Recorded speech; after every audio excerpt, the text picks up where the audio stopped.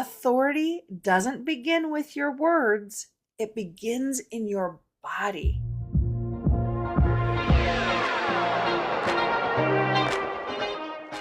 Welcome to the Foster Your Voice podcast with me, Kristi Foster. After a 30-year career in music and theater, I never imagined I'd be coaching trial attorneys. But once I entered your world, I quickly realized how critical and underutilized voice is in the courtroom.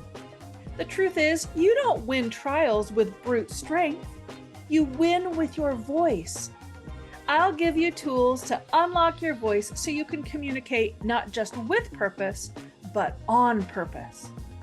If you want quick action tips to help you stay calm and in control, keep jurors engaged, and inspire your listeners to action, all through the power of your voice, you're in the right place.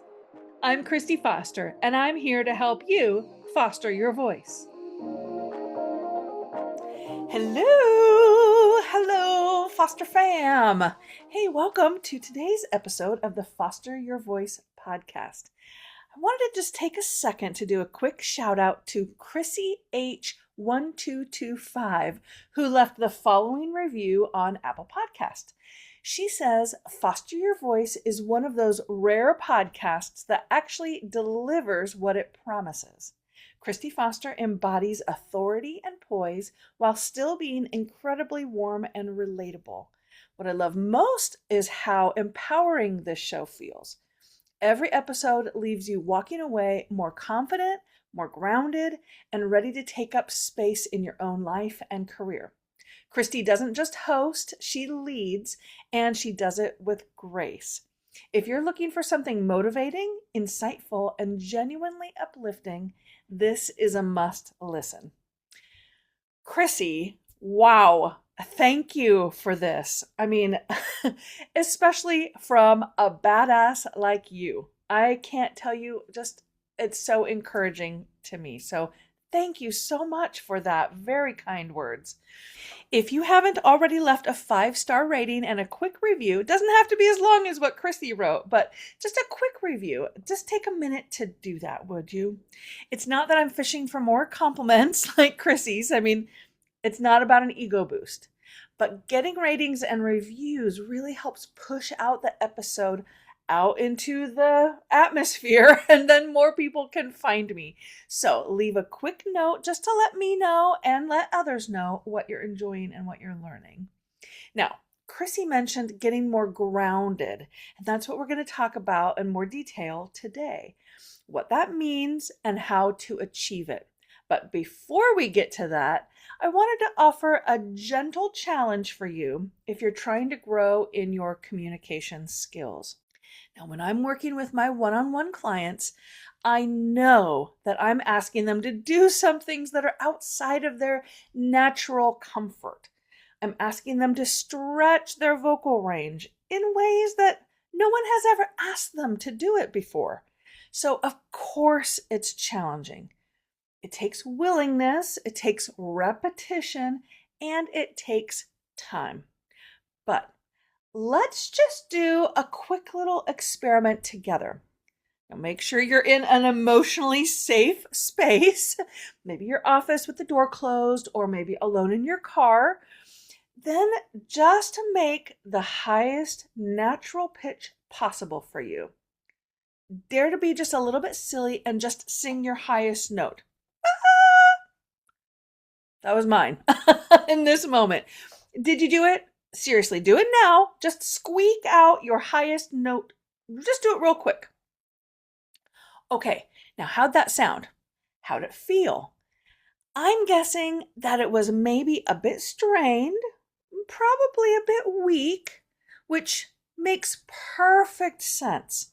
Remember, your vocal cords are muscles, and that part of the muscle probably hasn't gotten regular workouts. And muscles don't just suddenly perform at their peak without training. Totally understandable, reasonable, and normal. Now, let's change just one variable, your identity. Now, in your mind, picture an opera singer, okay? Picture an opera singer. Did you know that in traditional live opera, they don't use microphones? They just sing out and fill the whole theater with sound. It's amazing. So, without thinking too much about it, now I want you to sing like an opera singer. Bust out your best impersonation of an opera singer. Maybe you've heard the ending of Nessun Dorma, or you've seen the reels going around of people singing like the Queen of the Night aria, trying not to laugh. Whatever it is, just bust out something real quick. Sing like an opera singer. Ready, go. Okay, is there anything to notice here? Most of the time, when asked to imitate an opera singer, notes that used to be squeaky and weak suddenly have some power, some body to them, and maybe even you were able to go higher than when you sang your highest note. It turns out that there's more available to you, not because your vocal cords changed, but because your self-perception did. This is just one fairly tangible way that we set invisible barriers for ourselves. We can't imagine certain milestones for ourselves in our own power and with our current scope of knowledge or experience, so we cap ourselves off. We set a ceiling for our growth, for our expression, for our goals, and we often mistake that ceiling for a fact instead of a story.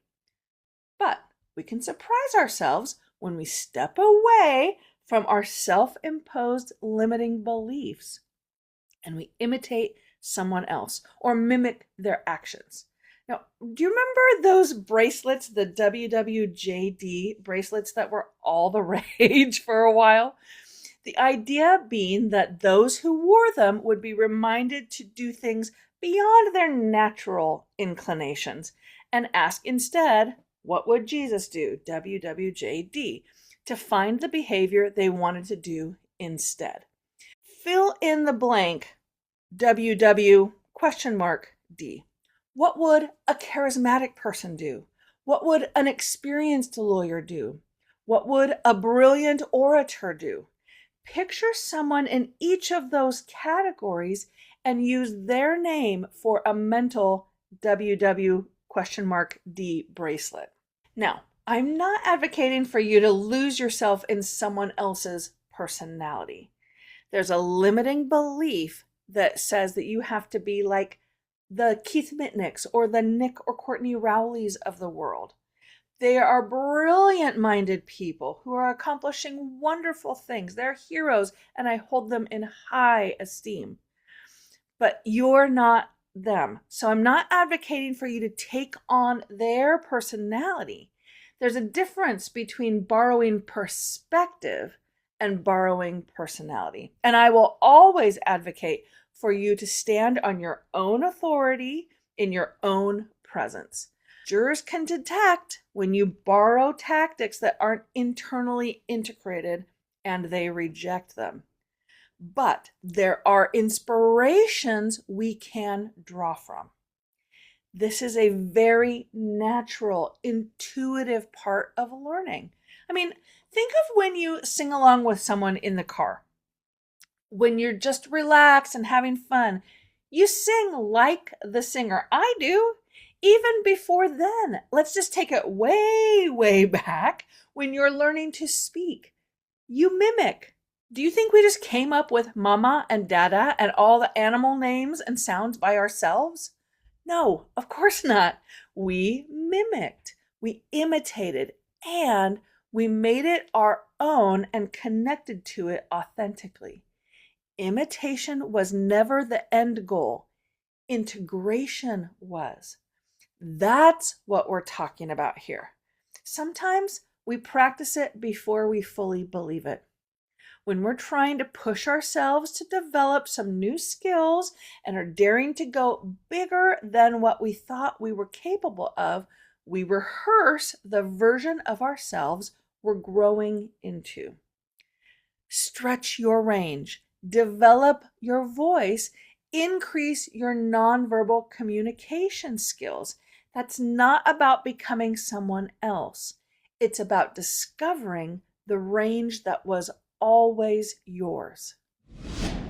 Hey, real quick, if your jurors look confused when you say liability, standard of care, or damages, they're not tuning out because they don't care. They're tuning out because they don't speak law. I've put together a free guide called Top 20 Legal Terms to Avoid and What to Say Instead.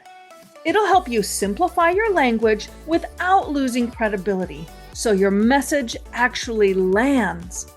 Download it now at fostervoicestudio.com/top20 or click the link in the show notes. All right, back to the episode. It occurred to me recently that we throw around words that we just assume everyone understands. We kind of take it for granted. I talk with my coaching clients about this all the time, but I want to make sure that I'm not guilty of it either. When we use terms like belly breathing, diaphragmatic breathing, or abdominal breathing, what really are we talking about? Because breathing happens in the lungs. So what do we mean by all those terms? And how in the world does this help us get grounded? What does that mean? I have no doubt that you've heard all those phrases before, and you maybe get the gist of it, but what is actually happening? How does that anatomy work, and how do the moving parts coordinate? Then, how and why does any of that help to deepen resonance, stabilize your voice, and help communicate authority without forcing it? So, let's unpack it today. Okay, so breathing involves your diaphragm, your intercostal muscles. These are the muscles between the ribs that help your rib cage expand to make room for the air to go into your lungs. So diaphragm, intercostal muscles, and the accessory muscles. These are the muscles around your shoulders and your neck. Now the diaphragm is a dome-shaped muscle that separates your thoracic cavity from your abdominal cavity.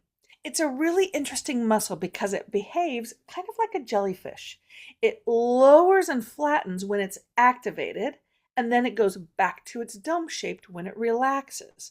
So it does this kind of action, lowering and flattening, and then relaxing back to a dome.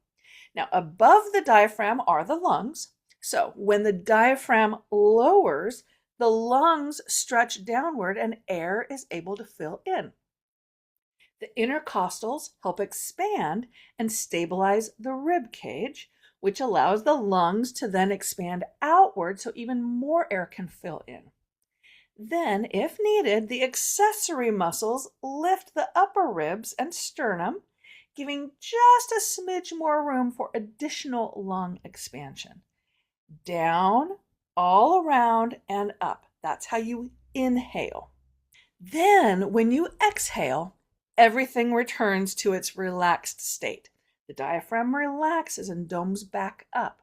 The elastic recoil of the lungs and the rib cage help push air out, and the rib cage returns to a more neutral position, and you breathe out.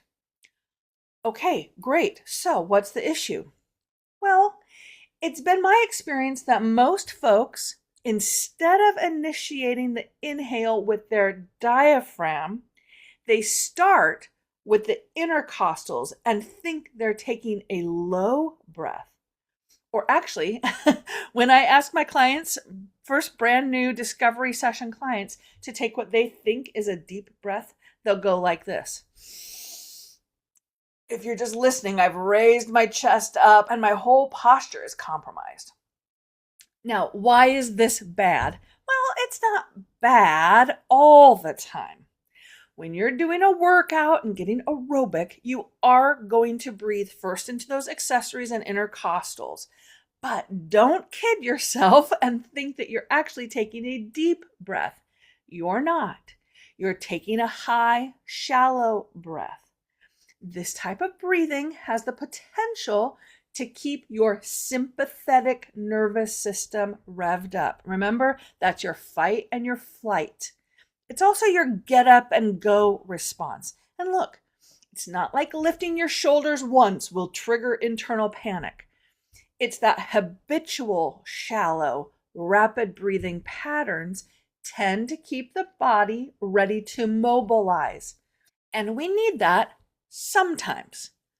But when you're trying to create a sense of calm authority, when you're wanting to expand your vocal range and have more flexibility for expression, when you're needing to get your nervous system under control, that high breathing will not serve you well. Not only will you and your jurors stay revved up in sympathetic system, but you'll also be activating and tensing all the muscles that surround the vocal cords. It's just not reasonable to think that you'd be able to achieve a relaxed state and easy access to your voice. You're going to sound tight and restricted. Of course you are. So, where does belly breathing or abdominal breathing come into the lexicon?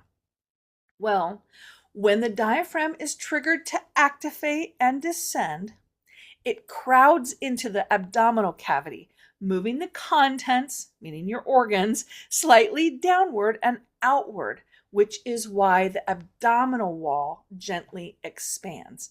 That's what happens in abdominal breathing. The diaphragm lowers, things shift around, and the abdominal wall expands. So what does grounded mean? Grounded breathing is another name for the same mechanics. It's breathing lower to the ground, reducing the lift and activation of the neck, chest, and shoulders. It's regulating your nervous system to function more in the parasympathetic branch, keeping your heart rate calm and steady. It's getting your body to be at ready, but not frantic and not mobilized for threat. It's just a quiet control. If you have an option to right now, just stand up or sit tall at your desk. Shift your weight from your heels to your toes, and then try to find that balance between them.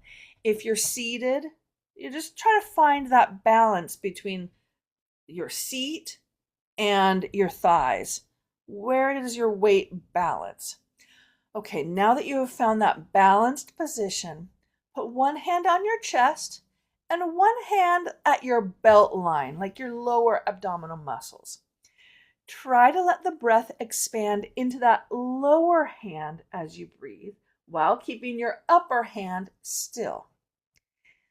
It's not going to be perfect, and we definitely don't want this to feel forced or tense or have abdominal rigidity.